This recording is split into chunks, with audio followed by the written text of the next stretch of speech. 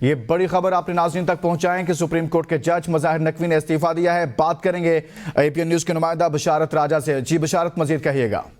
جی، justice مظاہر اکبر علی نقوی نے اپنا استعفیٰ دے دیا اور انہوں نے استعفیٰ صدر مملکت کو بھیجا ہے، اور جسٹس مظاہر علی اکبر نقوی کے خلاف یہاں سپریم جوڈیشل کونسل میں کارروائی چل رہی تھی۔ ان کے خلاف انہوں نے کارروائی روکنے کے لیے سپریم کورٹ میں درخواست بھی دائر کی تھی، جس پر 2 سماعتیں ہو چکی تھی۔ ایک خصوصی بینچ بنایا گیا تھا جس میں جسٹس امین الدین خان، جسٹس مسرت الالی اور جسٹس جمال مندوخیل تھے۔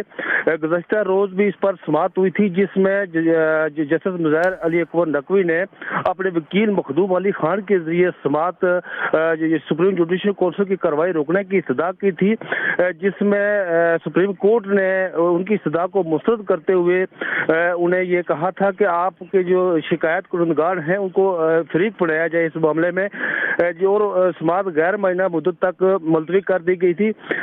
جسٹس مظاہر علی اکبر نقوی کے خلاف پاکستان بار کونسل نے اور ایک